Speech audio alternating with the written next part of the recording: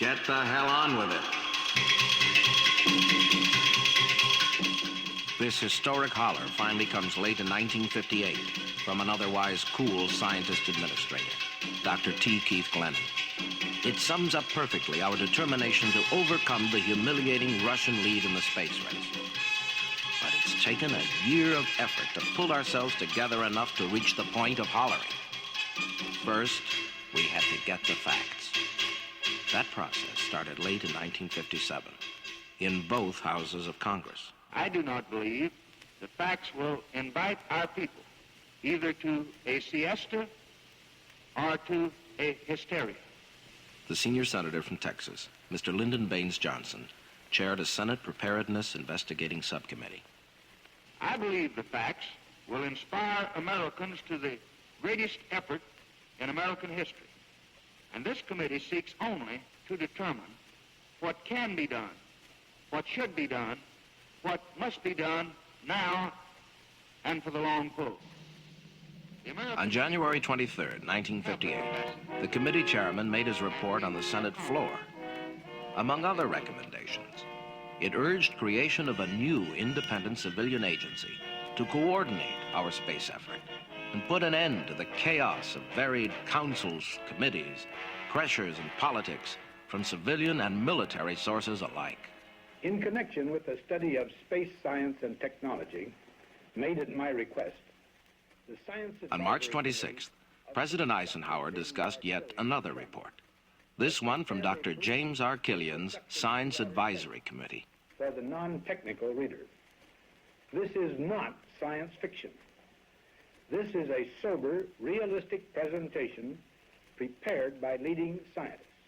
It makes clear the opportunities which a developing space technology can provide to extend man's knowledge of the Earth, the solar system, and the universe. We must utilize the new knowledge obtainable from space science and technology for the benefit of all mankind. And so, on July 29th, Eisenhower signs a bill creating the National Aeronautics and Space Administration, which will ultimately be empowered to order the building of rockets and the sending of men into space. Finally, on October 7th, 1958, after many meetings, Dr. Glennon, the new chief of NASA, departs from the good gray prose of government to demand, get the hell on with it. On November 3rd, Dr. Robert Gilruth does get the hell on with it by writing a significant memo. The administrator of NASA has directed me to organize a space task group to implement a manned satellite project. The task group will be located This at the pioneering think tank consists of 35 scientists and engineers brought together from other existing agencies to get an American into space. At once, they tackle the two fundamental problems: machine rate the man and man rate the machine. In other words, select men who could handle the equipment and select equipment that men would be capable of handling. What are the requirements? It was to place a manned 2-ton payload safely into a suborbital trajectory of at least 5 minutes weightlessness and at least 100 nautical mile altitude. These requirements and the schedule narrowed the choice to available military launch vehicles. This is Werner von Braun's assistant on the Redstone, Joachim Kuttner, who has led 4 lives in one: Doctor of Law, PhD in Physics, PhD in Meteorology, German Air Force test pilot. Agency in Huntsville. The Jupiter C was an advanced version of the Redstone, a tactical military missile with a record of over 50 successful flights to verify its reliability. Further adaptation was necessary for use. Ultimately, more than 800 changes will be required to make the Redstone capable of carrying a man. And the capsule in which he would travel? To tell that story, John Yardley, Chief Project Engineer for Mercury at McDonnell Aircraft. We at McDonnell were convinced early in 1958 that the United States would want to orbit a man as quickly as possible. Our group of 40 engineers had been studying the problems and had about gelled our preferred configuration when we received a request for proposal from the newly formed NASA group at Langley Field. We spent a frantic month of 20-hour days and 7-day weeks preparing our proposal. It was a tremendous thrill to all of our team when we received the news on January 12, 1959, that we had been selected to build the United States' first manned spacecraft. It will take 85 man-years to create that capsule and 5,000 hours to test it. Compatriota, es posible. On New Year's Day of 1959, Fidel Castro comes out of the hills of the Sierra Maestre to take power in Cuba in the guise of a democratic liberal, and within a week is asking for the death of his political opponents. Though Washington cannot yet sense it, there is already in the making the attempted invasion of Cuba that will be known as the Bay of Pigs fiasco and the missile crisis with the Soviet Union. A more immediate headache comes the next day from the Russians' Lunik 1 launch of a satellite, gently called Mechta, meaning daydream. Meant to orbit the moon, it takes a wrong turn and winds up circling the sun instead, as the first man-made planet, and the first to achieve the speed necessary to escape the Earth's gravity. Meanwhile, what is our think team doing about their second major problem? Finding the role for the man to play. For that story, here is Dr. Robert Vos, psychologist, then a young Navy lieutenant. Was he a man in a can, a high-level chimpanzee that was going along as a biological experiment, or would he really have important things to do? It had even been suggested that we might seal him all up without any opening door at all, and he would use a can opener to get out. Well, during that period, things evolved somewhat away from the guinea pig, more towards the concept that the man would be a very important backup to the whole flight procedure, that much of the success of the flight would depend on the man backing up the automatic systems in the Mercury capsule. As this concept became... To recruit candidates, a civil service job description is prepared. In guarded language, it calls for the services of 40 scientific specialists. But the White House suddenly junks the civil service flyer before it goes out. It would be an embarrassing public admission that we were so far behind the Russians as to have not yet started training even one astronaut. Instead, the White House decides on another likely source of future astronauts: military test pilots, who have at least 1,500 hours of flight time. Also, to fit the tight squeeze of the capsule, they must be under 6 feet in height and under 40 years of age, so as to ensure enough continuing stamina in the years ahead. Personnel records of Air Force, Navy, and Marine test pilots are run through card selectors. All this while, Von Braun and his Army team have been told to push ahead their work on the most powerful booster conceivable. Ultimately, it will be known to the world as the Saturn V. Although nobody is yet talking officially about a flight to the moon, it's the Saturn V that will send us there. The card selectors have coughed up the names of 508 test pilots who meet the first requirements.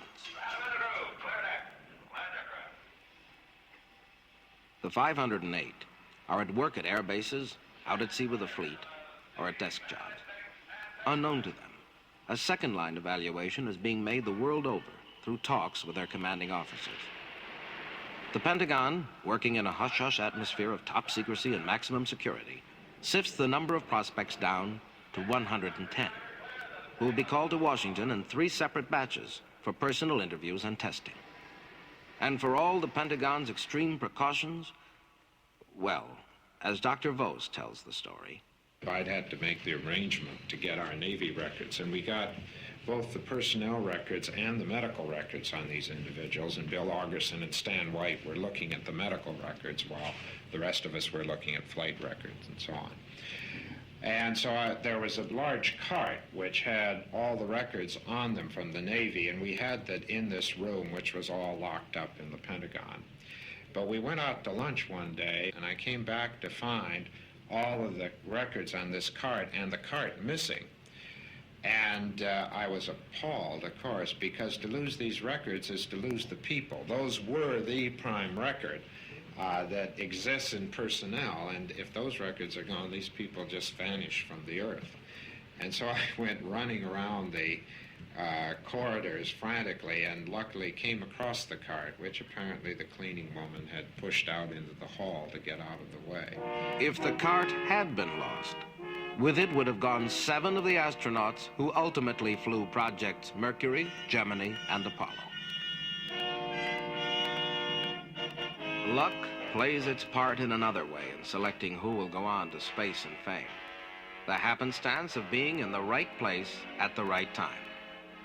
After testing and interviewing 69 of the initial 110 prospects, Washington decides it has a sufficient pool to work with and cancels the calls of all the rest. The chosen 69 are sifted down to 32 for final testing and elimination of all but 7. The rest go back to the files. On what basis were the original 7 chosen? Frankly, but let's hear it from Dr. Bill Douglas, then an Air Force medical major, gentle, soft-spoken, and warm-hearted, who would become the family doctor to the astronauts. We really didn't know what we were doing. We honestly didn't. There were no standards. Nobody had ever put a man in space before. If you want a pilot, we say he must have 20/20 vision to start training. Well, we didn't know whether astronauts needed 20/20 vision or even better than 20/20 vision. We knew what some of the requirements, physical, emotional, intellectual requirements were for pilots, and we went on the assumption that it would probably be the same for astronauts, so we did everything. We thought that it might serve a purpose, therefore we did it. We thought that if we didn't do it, we might find out too late that we should have done it. What did the human subjects think of the tests? Here is one reaction from Alan Shepard, the model Annapolis graduate, who will become astronaut number 1 and the first American to ride a rocket. Actually, I think the selection program was very well conducted.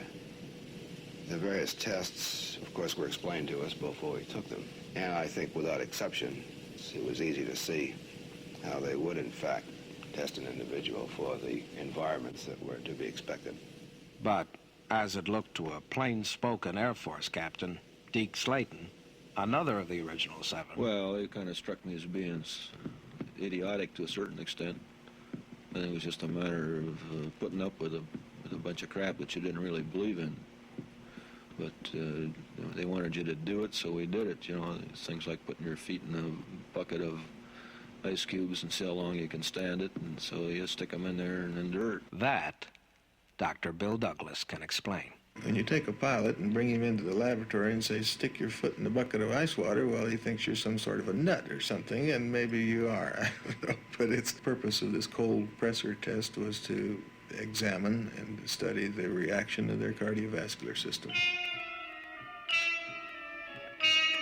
In the search for men who can endure being shot into space, the candidates are subjected to all kinds of torture, mental and physical. They're spun on a centrifuge till their eyeballs are squashed in. They're boiled in sweat boxes where the heat is raised to 200 degrees. They're locked alone for hours in a dark, tight room to see how they can take confinement and solitude. Most of the men calmly snooze off. Take your pictures at will, gentlemen. April 9, Take 1959. pictures now. At an historic press conference in Washington, the world meets the original 7 for the first time. The names of 7 officers of the Air Force, Navy, and Marines are called off by Dr. Glennon. Names which until this present moment have been unknown outside the circle of friends, relatives, and the services, but are now about to become world famous. It's my pleasure to introduce to you, and I consider it a very real honor, gentlemen. From your right, Malcolm S. Carpenter, Leroy G. Cooper, John H. Glenn, Virgil I. Grissom, Walter M. Schirra, Alan B. Shepard, Donald K. Slayton. These, ladies and gentlemen, are the nation's Mercury astronauts.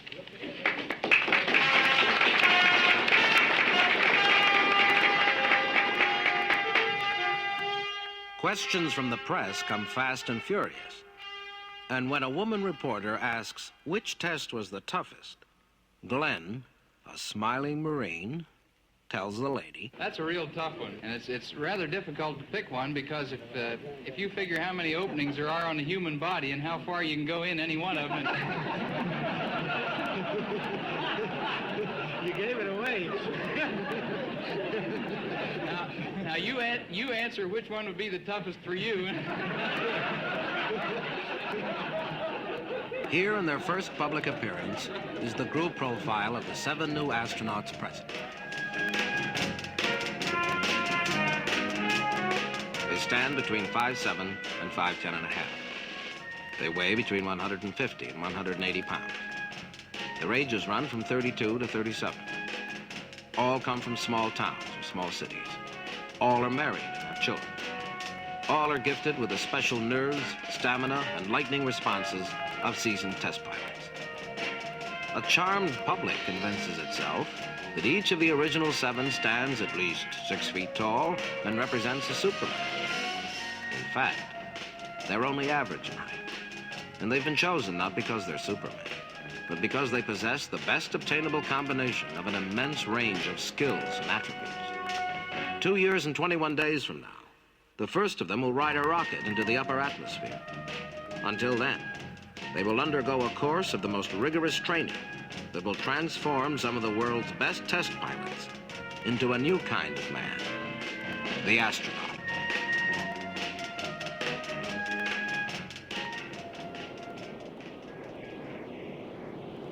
That motor hum is the deceptively quiet voice of a ruthless monster called the centrifuge. It resembles that fun ride of the amusement parks called the whip. The victim sits in a gondola at the end of a long arm and is whirled about at increasing speeds. The effect, aside from such minor matter as dizziness and nausea, is to increase the body weight of the passenger from 1 G, meaning what he weighs at normal Earth gravity, to many times over as the centrifuge speeds up. The astronauts had a mild experience with it during their testing period. Now they're really given the works.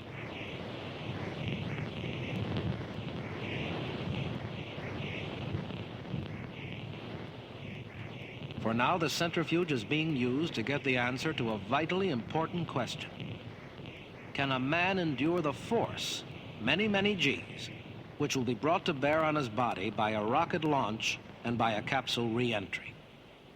As Deke Slayton explains. 1 G, of course, is what we are sitting here on the surface of the Earth. And as you accelerate, a double acceleration over 1 G is 2 G, which means if you weigh 200 pounds at 1 G, at 2 Gs you weigh 400 pounds, at 3 you weigh 600, and so forth. And our normal launch profile on the Redstone, I believe, went up something like 11 Gs, which means if you were 200 pounds, you effectively weighed 2,200 pounds. And we went through simulated Redstone launches and re-entries, and they could program the exact G loadings and the exact timing that the booster actually did. There was another trainer called Mastiff, designed to twist and turn through every axis at once, so they could learn to bring their spacecraft back into control no matter how it tumbled, twisted, or rolled. Even today, seasoned astronauts wince at the recollection of life aboard the Mastiff. Ask Wally Schirra, Annapolis graduate from Oradell, New Jersey.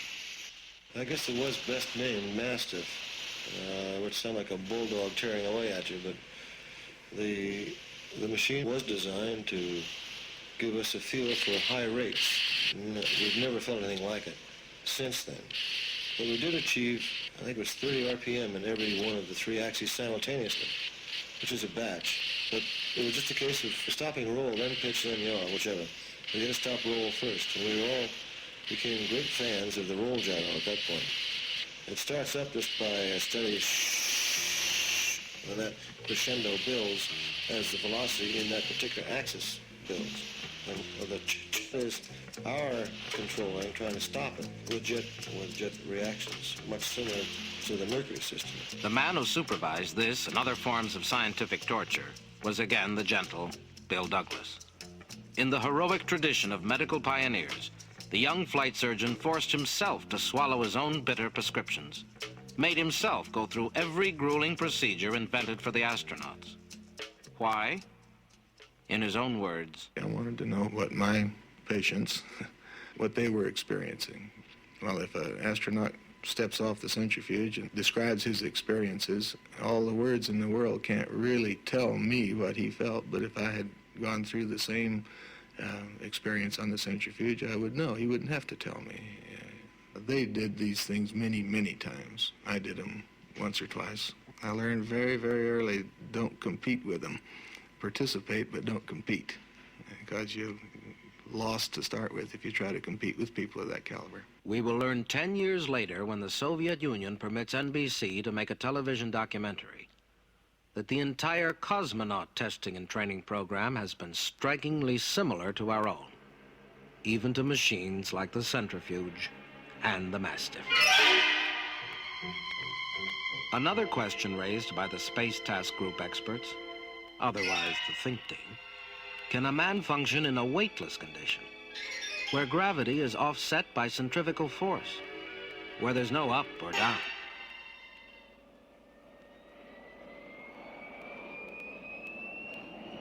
How the astronauts trained for this is explained by Scott Carpenter, champ Colorado high school dancer, college dropout, jalopy racer, expert acrobat, star diver, and former all-around cut-up, who mended his ways to become one of that precise disciplined breed called astronauts. We trained in weightlessness actually 3 ways.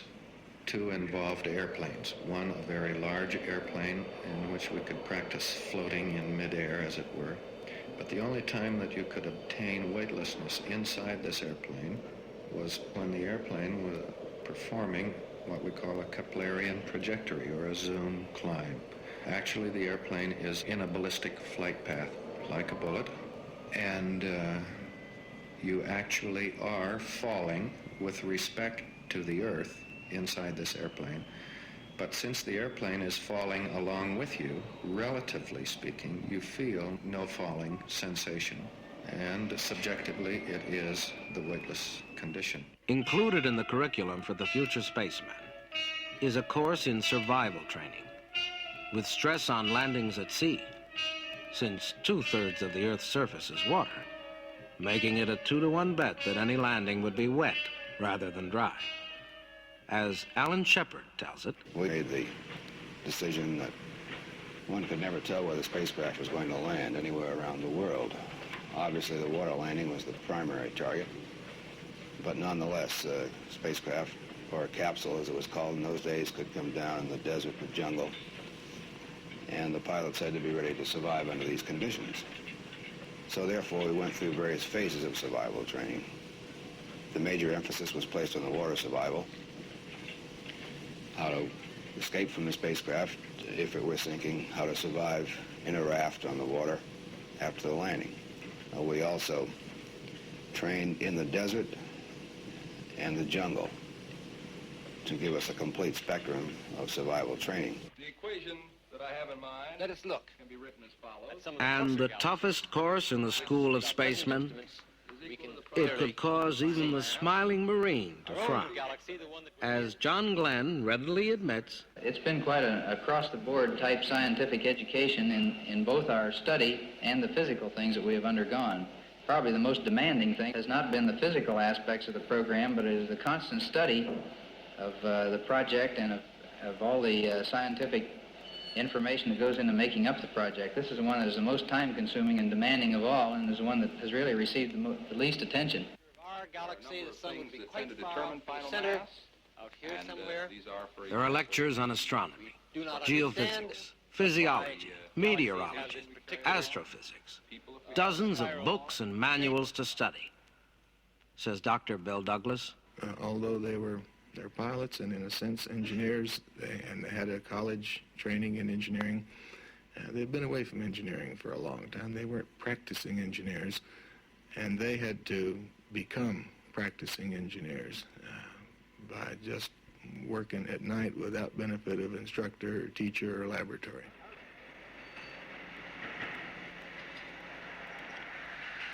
As if the astronauts aren't busy enough, each is assigned some element of equipment to watch over. The capsule, the boosters, the spacesuit, the radio system, survival kit. And each visits the factories to inspect production and make personal contacts with the technicians.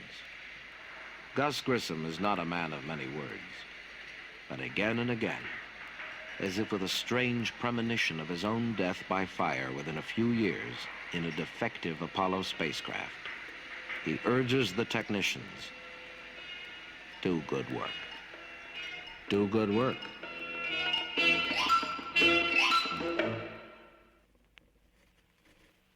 7, 6, 5, 4, 3.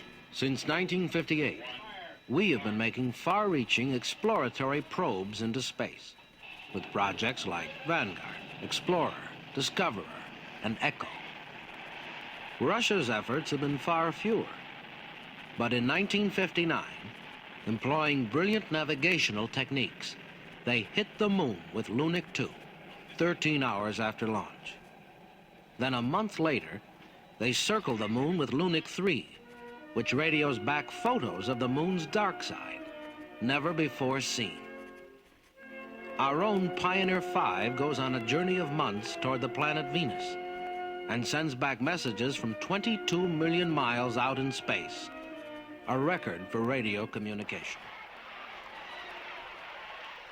For the first time in this campaign, two political leaders. November 1960.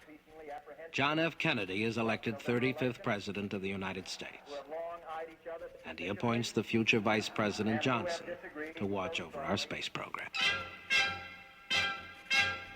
January 31st, 1961.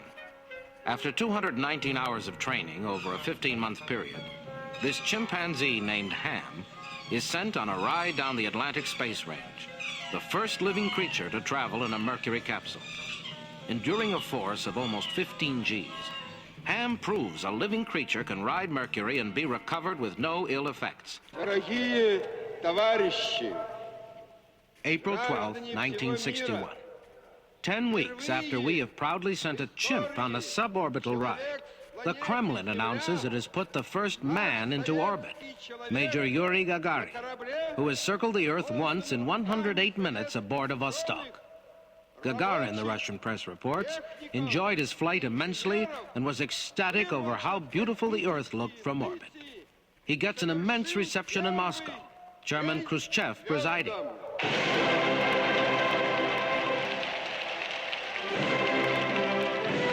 The news reaches America in the middle of the night. Heedless of the hour, a reporter phones Hampton, Virginia, and routs a top NASA public affairs official from bed to ask for a comment. Groggily, the official replies, "We're all asleep down here." The unfortunate words are taken up by the American press as a comment on our whole space program. Next day, at a White House press conference, they secured these large boosters, which have led to their being first in Sputnik and led to their first putting their man in space. We are, I hope, going to be able to carry out our efforts with due regard to the problem of the life of the man involved this year. But we are behind, and I'm sure they're making a concentrated effort to stay ahead so that, as I said in my State of the Union, the news will be worse before it's better, and it will be some time before we catch up. April 17th, 1961. 5 days after Gagarin's flight, another blow to our national pride. Anti-Castro forces, backed by the CIA, tried to invade Cuba. And the result is the Bay of Pigs fiasco. The national mood sinks low. But, as a matter of fact, our space program is far from asleep. Months back in January, some days after space chimp Ham proved out the safety of Mercury, the head of Project Mercury, Dr. Robert Gilruth, made a sudden and fateful visit to Langley Field, Virginia, where the astronauts were quartered. As Alan Shepard recalls that day, actually, it was no surprise to us one day when Bob Gilruth walked into our office, which all 7 of us shared, closed the door, and told us that he had made his decision as to who would fly the first 2 flights. the entire group was pledged to secrecy.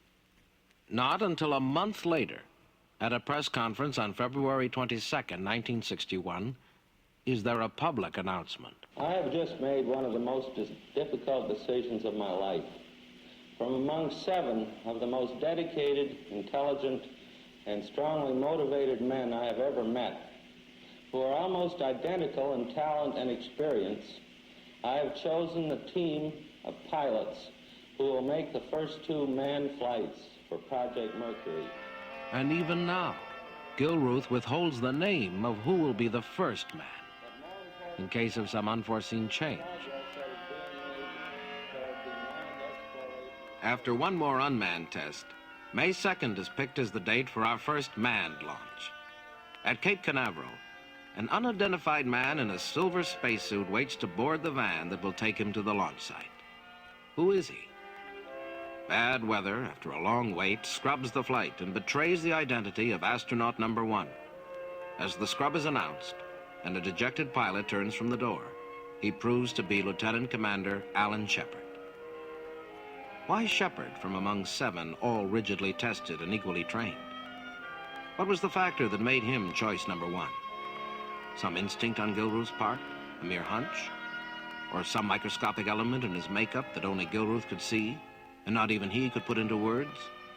All he will ever say is That whenever a time comes to make a flight crew selection, we pick the very best man available and at that time, the one that's most ready at that time, in our opinion. May 5th. After 3 days of waiting for the weather to clear and Redstone to be refueled, there's a knock on the door at 1:10 a.m. of one of the rooms on the 2nd floor of Hangar S, set aside for the astronauts. It's Dr. Bill Douglas coming to wake Al Shepard. He appeared, certainly, to be like anybody else that had been asleep, and I shook him by the shoulder. He blinked his eyes and made some comment, how's it look, or something of that nature. And I assumed that he had been asleep most of the evening. I'm sure he probably didn't really sleep as well as he did 1 year ago that day. I just don't think he possibly could have. But after getting cleaned up, shaved, bathed, ate breakfast, we conducted a rather quick physical examination. I think more because it's tradition than because it was necessary.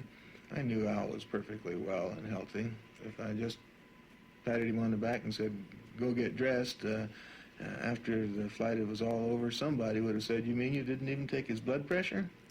So I took his blood pressure, just so that I would be able to say, yes, I took his blood pressure and it was normal. Of course, his blood pressure had been normal since the day he got in the program. There wasn't any reason to suspect that it would change.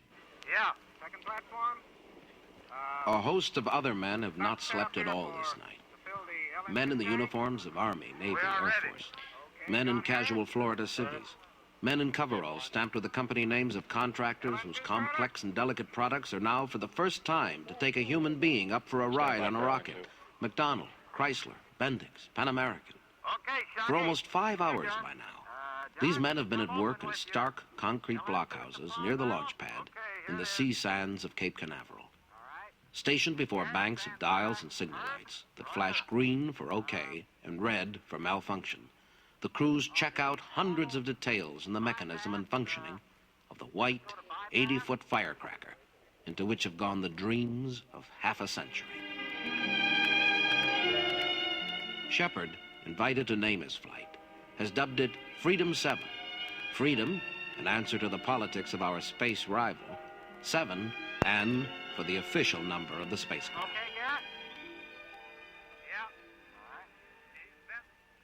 Over scores of radio circuits called loops, the technicians speak to each other and their controllers.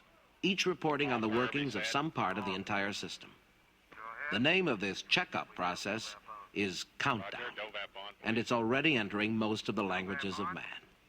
Like main nerve channels connected to the brain, 10 such loops feed from the flight controllers to the launch control to give periodic readiness reports to the man who alone has the power and responsibility to say go or no go, Flight Director Chris Kraft. You've tried to think out all of these damn things, and you say, well, I think I know all the things that can happen to this hardware, but some little simple thing that is, you just can't think of what could be causing it. On his 10 loops comes word about the status of the tracking stations, condition of the booster, location of recovery forces, readiness of the Goddard Computer Center in Maryland, and critically important, weather conditions. There's a high wind right now that could cause a hold. Astronaut on the way. Pad mechanical. Go ahead. I'd like to verify that the pad is in a condition to receive the transfer van. Roger. Okay, it is on the way. Medical sensors are attached to Shepard's body. Then he's helped into his bulky spacesuit. At 3:55 a.m., he leaves his quarters and enters a van for a ride to the launch pad. Arriving at the pad at 4:35 a.m., he's briefed on the mission status by Gordon Cooper. As he waits, Gus Grissom is assigned to keep him company. Then, finally, 5:15 a.m., in the dark before dawn, he enters the gantry elevator to be lifted to his tight lodgings in the capsule atop the firecracker under the eyes of the tense workers. Boy, and he never turned his eyes, you know. I was looking at his face in the camera. He went straight as well. He never looked at any of us at all. Went straight ahead in. Never turned his eyes. All this, and all that is to come, takes place in full view of the television cameras and the world press, in contrast to the secrecy of every Russian launch. For if there ever was any question about an open book policy, it was decided once and for all the day before in an intriguing phone call to Mercury headquarters from the White House. Remember that we were still smarting from the Bay of Pigs disaster and a public launch of the Vanguard that fizzled out on the ground. In view of all that, and considering the possibility that this launch too might fail, but let Paul Haney tell that story. Paul was public affairs officer for NASA headquarters in Washington, D.C. In other words, a visiting fireman at the scene. The phone rang. Bravely, he took the call. It was the White House. Mrs. Lincoln was on the phone, the president's secretary, and she simply asked for the man in charge, and I looked around and didn't see anyone that outranked me. So I said that I was in charge and identified myself, and she said, just a moment, the president would like to talk to you. And there was a long pause, and Mrs. Lincoln came back on the wire several times, and she said, I'm sorry, he's just taken a call from the Secretary of State, or he's about to start a conversation with so-and-so, but he wants you to hold on. And I was much impressed with the company. And then after perhaps 5 minutes, she came back on and she said the president asked Mr. Salinger to take care of the call. And Pierre got on, whom I'd known for some months. And he said that the president was concerned, was the word he used, about the escape mechanism on the Mercury spacecraft, and sort of inferentially got across the point that there was some concern about live coverage during the liftoff.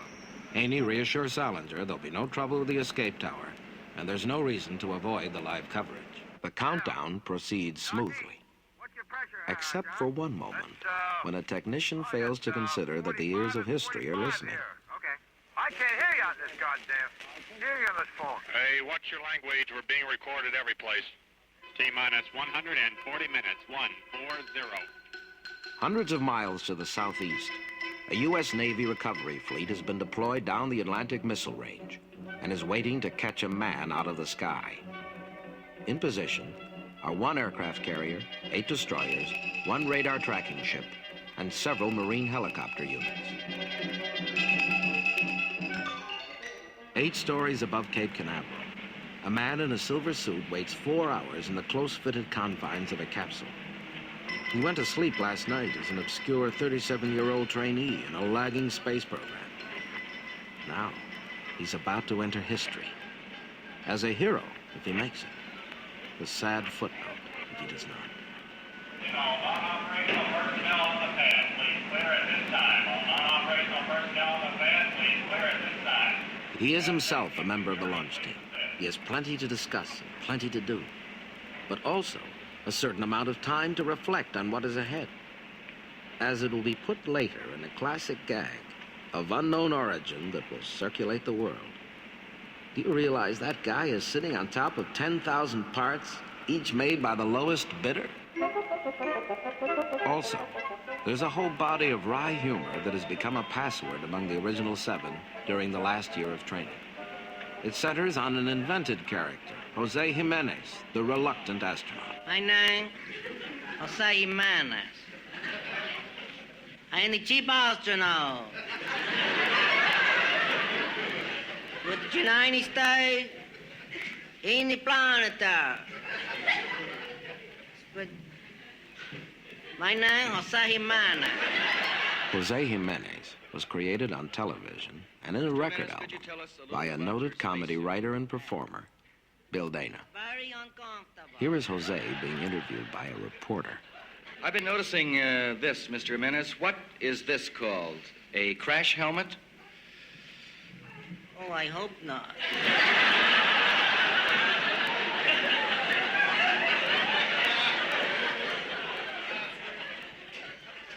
Mr. Jimenez, of course, is a very long trip into outer space. Yes, it's a long trip. And I just wonder what you'll do to entertain yourself during those long, lonely, solitary hours when you're all by yourself. Well, I plan to cry a lot.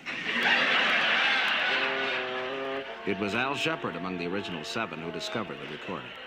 At once, Jose was adopted as the unofficial 8th astronaut to relieve tension and provide a laugh wherever needed. Listen closely. In one flight and another, especially at the critical moment of liftoff, you will hear reference to the imaginary and beloved Jose Jimenez. Oh, no, they're using the cover now for their schematic. It's daylight now over Cape Canaveral, but the sun is in a losing fight, and at 7:14 a.m., there's a hole because of the cloud cover. Mosher? Yes. For your information, it appears that the wind velocity is subsiding. Yeah. Somewhat. We'll get a reading. I don't have the official reading yet, but we'll be prepared to go either way. Okay. It's looking better out here. Well, something's got to look better, let's face it. Sitting near Chris Kraft is Colonel John Shorty Powers of the United States Air Force, who will become known to all the world as the voice of Mercury. Throughout this flight, and more to come, he will steadily feed information to all the networks and news services on the flight situation. This is the Mercury Control Center. We have been holding because of the cloud cover. During the hold, we encountered some difficulty with an inverter in the launch vehicle. It has now been determined necessary to replace that inverter. As you have observed, the cherry picker has been brought down. The gantry tower is to be run back up to the launch vehicle so that the workmen can go in and replace this inverter. As Mercury Control standing by, we estimate about 1 hour. Roger, perform light work task. Roger, light work. How does Shepard make the long wait go by?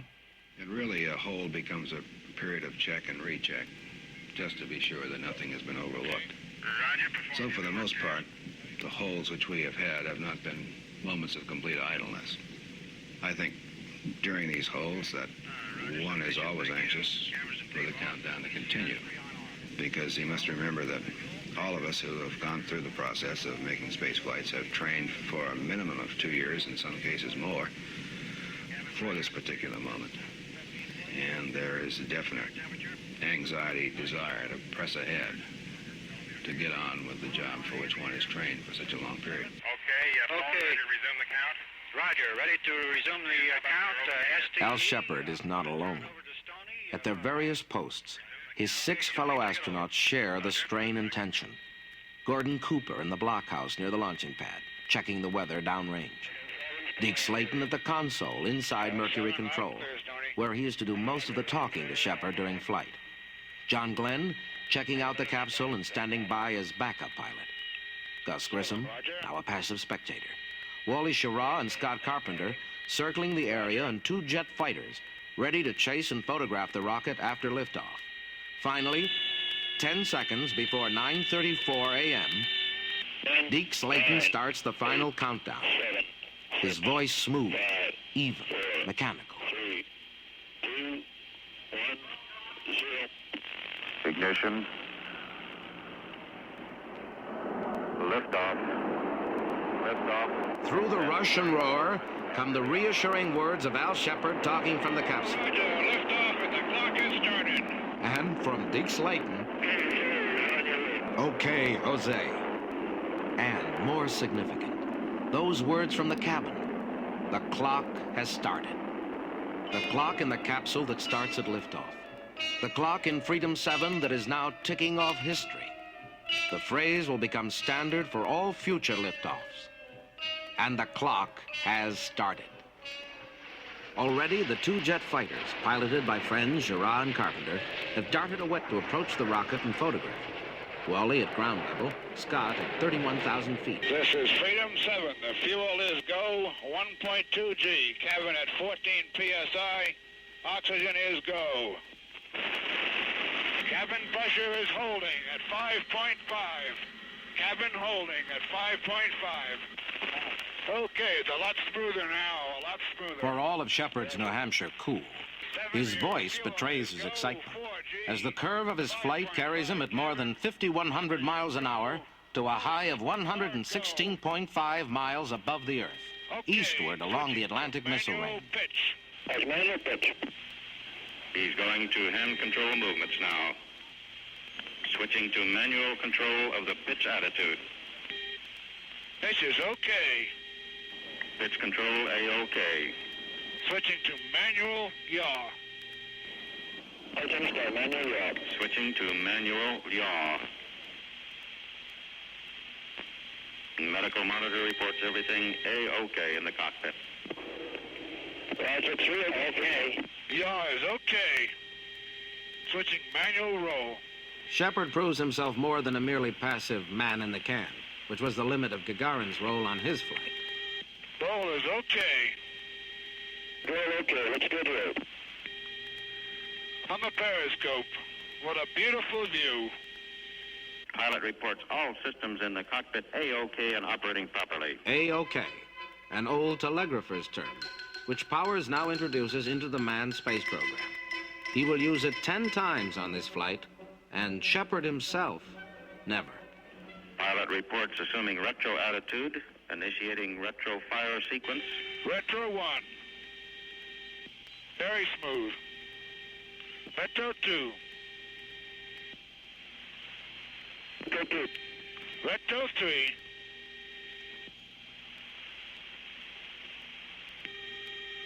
All 3 retros are fired. M1 fly-by-wire going to re-entry attitude. Okay, Buster, re-entry attitude. Switching ASCS normal. G build up. 3. He reports his situation, including the buildup of G-forces, back to the Capcom, short for Capsule Communicator, Deke Slayton, in Mercury Control back at Canaveral. Okay. Roger, Deke, reading you loud and clear, Javi. Switch over to GDI. Hello, card file 23, card file 23, Freedom 7, over. Freedom 7, Freedom 7. Now, Al tries to establish communications with a circling airplane of the recovery fleet that waits below him in the sea. Code name, card file. He's reporting that his main parachute is open and is functioning properly, that he set up the landing bag which will help cushion the shock of landing, and has jettisoned his remaining fuel. The Mercury recovery forces downrange report a visual sighting of the spacecraft descending in the parachute or hanging from the parachute. 15 minutes after liftoff, gentled by the huge orange and white parachute, Freedom 7 splashes down into the Atlantic, 302 miles from Canaveral, only 4 miles off target. At once, the lead Marine helicopter drops a hook onto the top of the capsule and lifts it a few feet out of the water so that Shepard can open the hatch and crawl out. Then a second cable with a horse collar at the end is dropped to Shepard and hauls him to safety aboard the helicopter. Laden thus with its 2 space fish, the helicopter then heads for the aircraft carrier Lake Champlain and proudly deposits both on deck to the wild cheers of the carrier crew. Later, as he starts the serious and secretive business of debriefing, Shepard's first words are, "My name, Jose Jimenez. Jose Jimenez. Chief astronaut, U.S. U.S. Interplanetary Force." Well, you appear about as well as when I saw you at the Cape. Meanwhile, his body, wired to radio transmitters, has sent back enough medical data to fill 40 pages of a report.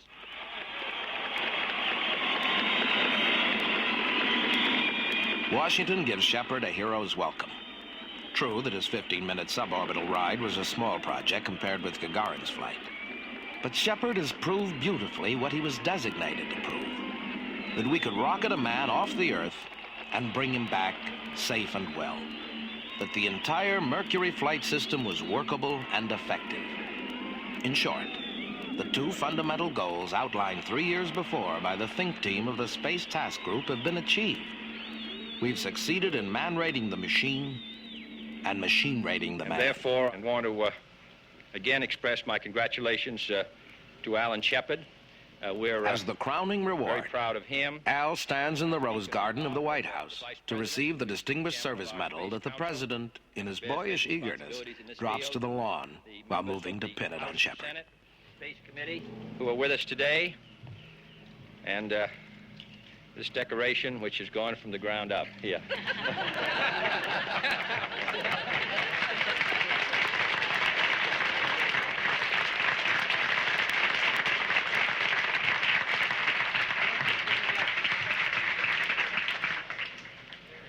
Thank you very much, Mr. President and Mr. Webb. I thought that last Friday was a thrilling day. Today even surpasses last Friday. And as a matter of fact, I got far less sleep last night than I did the night before the flight. Next, on May 25th, 1961, President Kennedy appears before a special session of Congress. We go into space because whatever mankind must undertake, free men must fully share.